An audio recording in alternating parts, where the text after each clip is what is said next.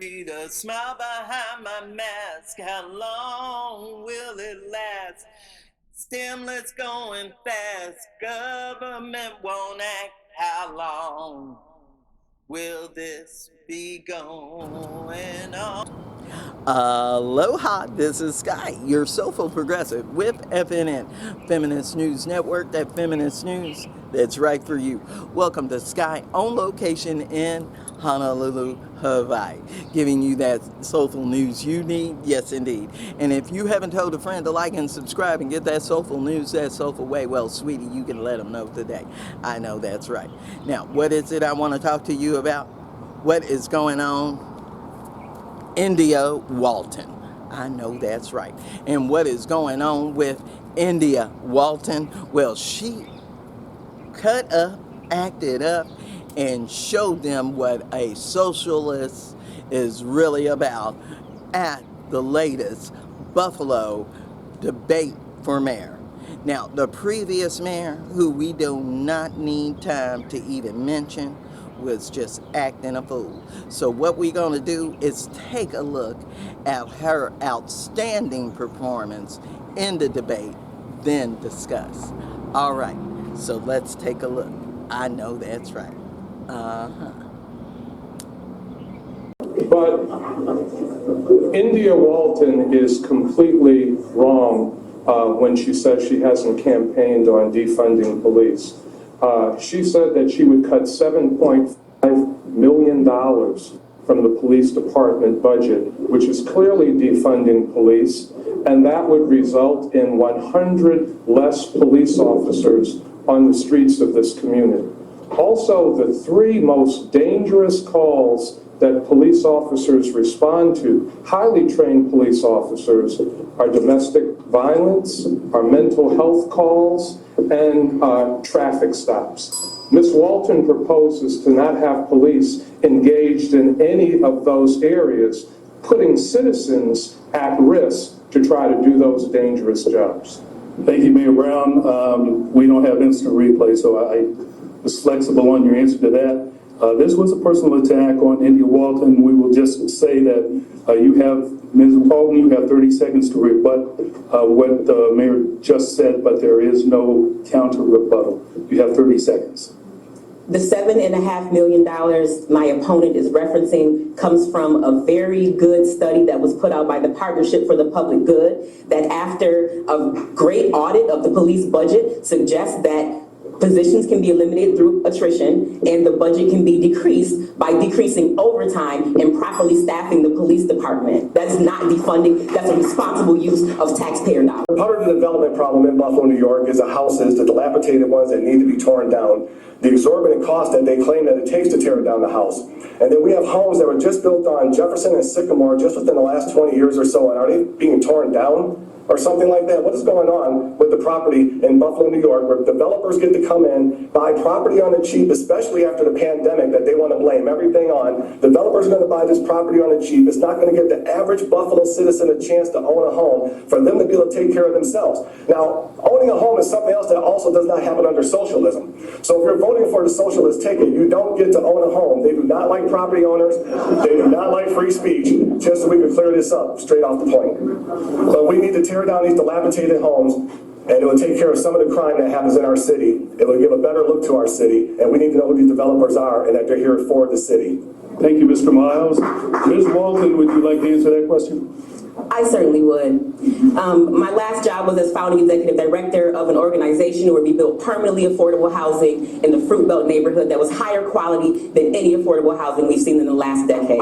I'm very proud of that. I'm not anti-development. I am anti-development with displacement. We can do smart development that keeps neighborhoods intact, that creates mixed income neighborhoods with high quality amenities, and we can do it without draining taxpayers. If a developer wants to develop something using a tax subsidy or our tax dollars, I believe that there should be a legally binding community benefits agreement, and there should be ongoing support for the surrounding neighborhoods. If that is what you call socialism, then sign me up. And I don't think there's too many people in this room would disagree. Let's stop mischaracterizing who I am and what I believe. Ask more questions and read more books.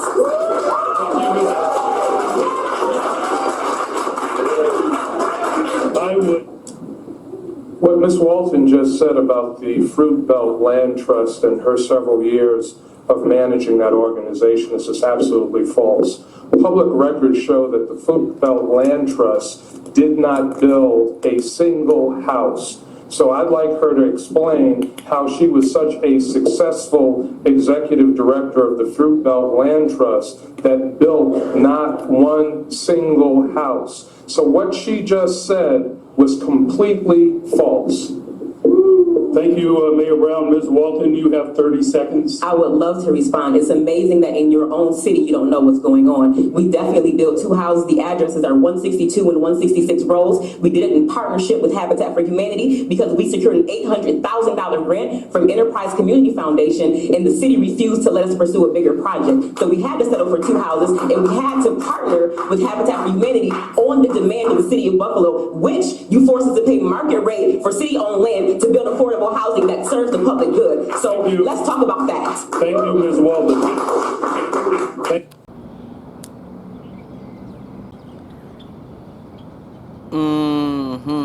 I know you saw that. Didn't you enjoy that? She knew exactly what to say, was on point, was quick about it, and didn't have to think twice, and knew exactly what was going on, because that former mayor, and needs to be a former mayor, that is ready to lose his position, doesn't even know what's going on, because he's done so many tricks, back dealings and back scratching, until he can't even keep up with what he has done that has wronged the city of Buffalo. I know that's wrong. Now, India Walton is on it, and there's so many people that are funneling in money to go against her, to the point to where this soon-to-be former mayor has gone independent to try to go against her. And the Republican, I feel, doesn't have no kind of chance. Now, what they need to do is accept the fact that somebody wants to actually do good for a working class town that has lost so much in the moves to China with industry, the moves to Bangladesh with the fabric and textile industries. A lot of things gone to South America and Mexico and has left Buffalo in the cold.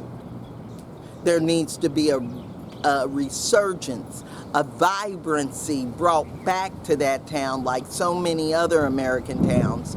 And India Walton, as a black woman that is a working class black woman who knows what to do because she's been through it too, it's the only true solution for Buffalo.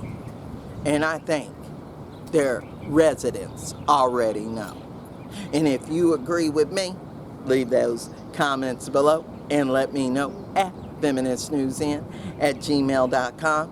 Don't forget to like and subscribe to that YouTube channel and that Facebook page. And remember, I'm that Soulful Progress 1 on Twitter, got that rant of the day on Blogger. And I'm no longer that one-woman team because I got that news crew.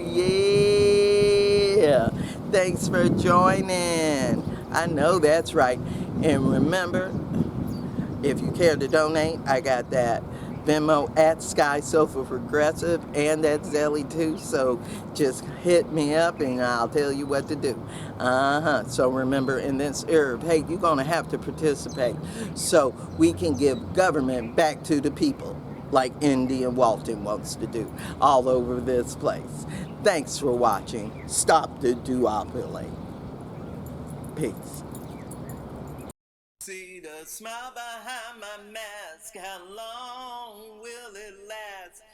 Stimulus going fast. Government won't act. How long will this be going on? I'm standing here in line, struggling.